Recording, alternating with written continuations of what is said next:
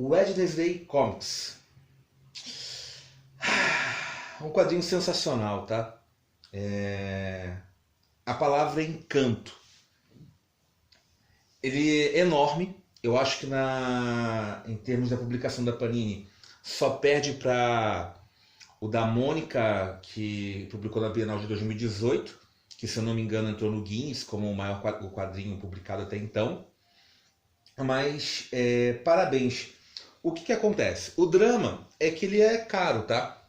Ele tem uma faixa de preço assim, por volta de uns R$150, e até com promoção você vai pagar. Mas, nas raríssimas vezes que eu falo, o preço é justificado. Então, é justo. Pelo projeto editorial, a diferenciação, ele é enorme, capa dura, papel colchê. A gramatura, eu fiquei assim, pensando, falei, nossa, eu queria ela um pouquinho mais alta, para ficar mais grossinho, na hora de manusear. Só que você tem que pensar que aumentaria mais os custos, o peso também desse quadrinho, ficaria com a gramatura, a cada página vai se ganhando, adicionando, e iria dificultar mais ainda a forma de manusear. Ele, quando você pega para ler, não é tão fácil assim. Olha que guarda linda. E o que é aqui? Esse quadrinho ele tem diversas assim propostas. Ele tem a nostalgia, para quem conhece o quadrinho de ler aos domingos, nas tirinhas, de pegar aquele jornal quando era criança e falar: pai, mãe, toma esse jornal aqui muito chato e eu vou ler os quadrinhos. Então ele remonta esse passado.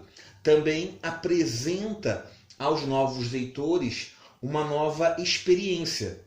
Encadernou-se e convida autores assim consagrados, e cada um deles fazendo utilizando a criatividade, e coloca também esses personagens da DC, alguns esquecidos, para fazer uma nova apresentação, para você relembrar. Então é uma experiência extremamente divertida. E o que acontece? Meu conselho: quer fazer os seus filhos ser fã da DC e não tem medo de esfaquear o seu bolso, pegue, compre e dê de Natal. Esse encadernado, ele é um encanto compra de Natal. Sei que é caro, mas se puder, vale a pena. Detalhe que o design aqui do lado me lembra Procurando o Wally, né? Mas em termos assim dos personagens apresentados, nós temos 15 histórias e mais duas. Ao total mesmo são 17. Aqui não aparece o Homem Borracha e o Rastejante, que cada um deles recebe uma página. Então nós temos aqui o Etrigan com a Mulher Gato, o Kamandi, a Mulher Maravilha, o Desafiador, Metamorfo, Flash. Nós temos o Batman, Super-Homem, preciso falar mais, Sargento Rock, Adam Strange, Lanterna Verde, Homens Metálicos, Supergirl, Gavião Negro e os Titãs. Cada um deles com uma dupla criativa ou um artista diferenciado. E as histórias oscilam, nem todas são boas, tá? Mas assim, todas acabam sendo... Acho que a palavra certa seria dizer, nem todas são excepcionais, mas todas são boas, porque oferecem experiências diferenciadas de leitura de propostas. Ou seja, foi tudo uma brincadeira muito divertida. Alguns eu preferi, outros eu entendi que o público-alvo não era para mim, mas deve ter agradado. Outros eu realmente me encantei. Eu falei, nossa, e alguns falaram assim, nossa, isso poderia ter dado muito mais certo, mas não deu. Ficou só no regular. Comentando sobre um pouco, qual é o melhor? Para mim, se bem que eu sou assim, amante do Neil Gaiman, né? Mas para mim o melhor foi do Neil Gaiman fazendo o Metamorfo, ele acompanhado do Mike Allred. Acho que eu não sei se pronunciei certo, o Allred. Enfim, eu achei assim, nossa, como aproveitou bem, porque o que acontece?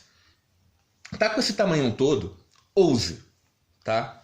Você não vai fazer isso sempre. E acho que o único A única reclamação que eu teria, que eu fiquei assim até um pouco de triste, eu falei, nossa, podia ter um brasileiro aqui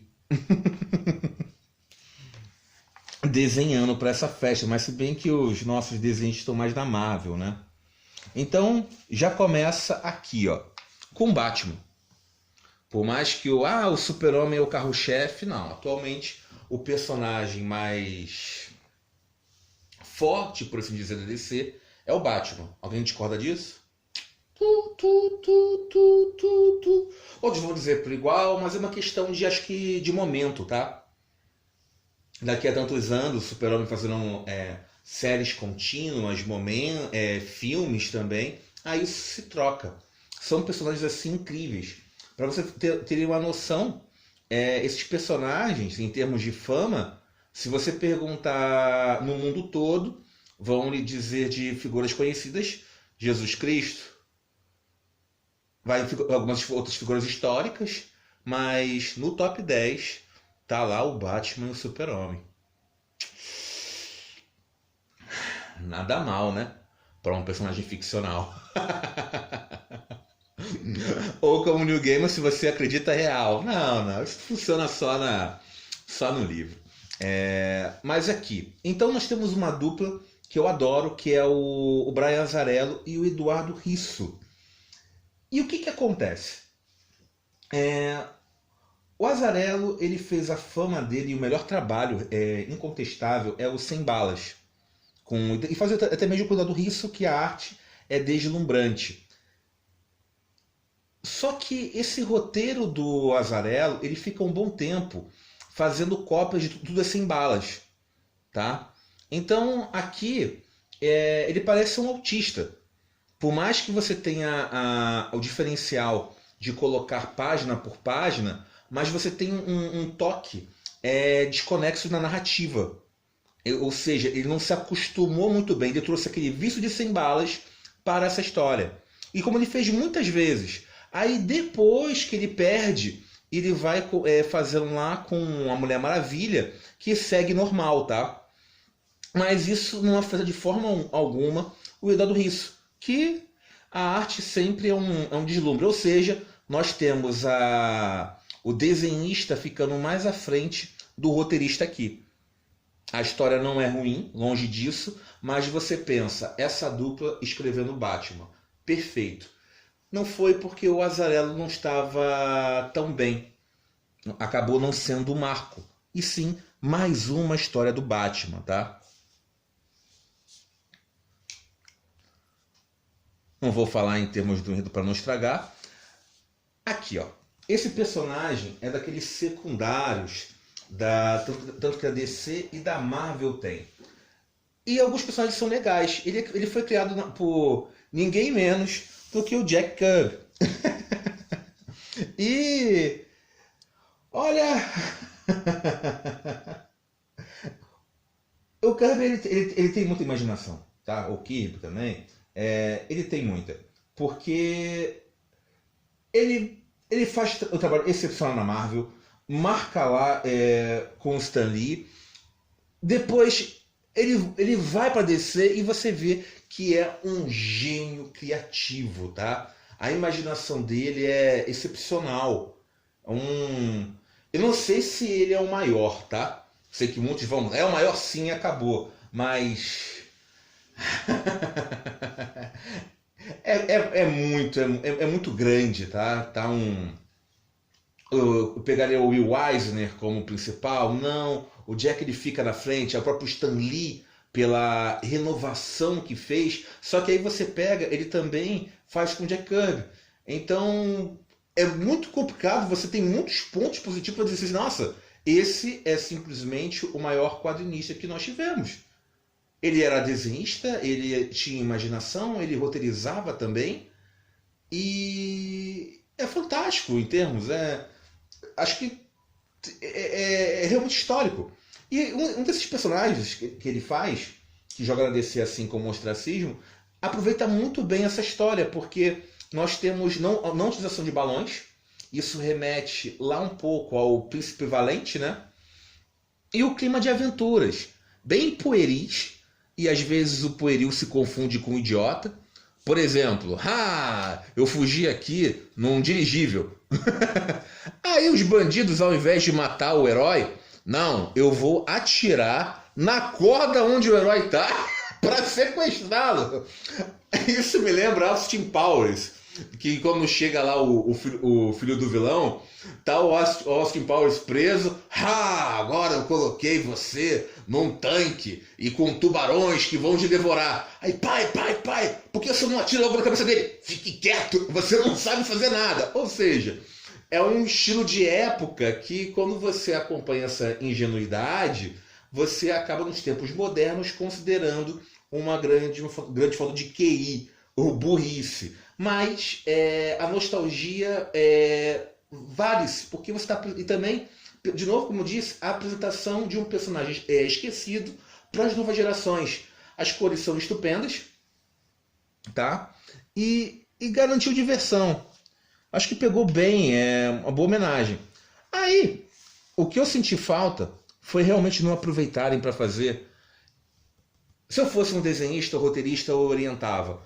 Tá, tem uma página, Splash Page acaba sendo uma aniquilação, uma prova de falta de criatividade do roteiro, mas com esse tamanho, faça uma Splash Page, tá? Mostre realmente o que você tem o poder e depois faça diminuir os quadros, varie toda a criatividade. E tem aqui um desenhista que é o Libermejo, que ele aproveita muito bem com o Super-Homem. Ele já trabalhou com o Coringa e é linda a arte dele, as cores, o conforto. E o roteiro? Gente, o roteiro, como eu disse antes, se é mais uma história do Batman, é mais uma história do Super-Homem. Não ofende, eu li isso aqui de forma leve, sem ser forçada. E você fica, às vezes não é ruim ter uma história só do Super-Homem. Está nesse formato, tá? O ideal. Mas você vê que ele foi muito comportado. 5 quadros. Lá no o Joey Kubert, como ele aparece, são 9 quadros. Ou seja, você não soube aproveitar bem o que você estava. Você está fazendo o que você sempre faz ali. O Neil Gaiman já foi diferente, porque ele é diferenciado. Desafiador. História divertida, tá? Envolvendo bruxas, demônios e remetendo em termos do desenho. Sai quase como uma animação. Do Lanterna Verde também foi divertido. Dá aquele 6,5, entendeu? Tem aquelas surpresinhas, mas de novo, é clássico. Não! Mas serve para apresentar o personagem. Tá aqui a minha favorita do Metamorfo. Eu sempre sou muito fã desse desenhista, né? Olha só. Olha que página. Aí eu pensei, é aqui. Não foi. A página mais sensacional. Teve uma pequena falha. Criatividade, só que essa ponte não foi completada. Porque o que acontece? Ele faz um jogo para ter uma solução de um problema. E aqui você pensa que escapou uma chance. Você podia fazer um jogo realmente para os leitores jogarem. Tinha que gastar um pouquinho. Mas a criatividade do Gaiman, se ele não gastou aqui, ele extrapola mais à frente. Aqui, ó. Uma tabela periódica. É um labirinto alquímico e onde os heróis têm que escapar se transformando em cada um dos elementos. Gente, sensacional, tá? E palmas para o tradutora, que não foi fácil, tá? Mas sensacional essa inspiração assim do Gaiman. Acho que para mim é a melhor página. Mas eu realmente colocaria uma splash page imensa. Se fosse outros autores, assim. Achei que escaparam as chances. Dos Titãs, aqui a linguagem é de desenho animado. Eu não gostei, tá?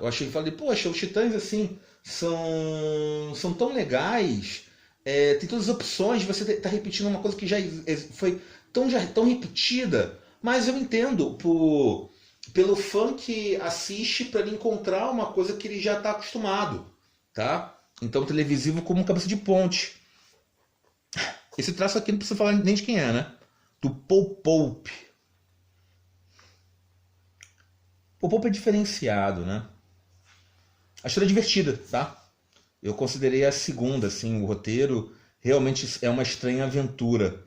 Da Supergirl, tem um cômico. Eu não sou tão fã da Amanda Conner, mas eu me diverti. É leve. Aqui é a página mais engraçada que eu vi, que é o Aquaman. O Aquaman reclamando: não, eu vou explicar pra você os meus poderes. Você me colocou como veterinário? Não, se tá no mar, aí eu entendo.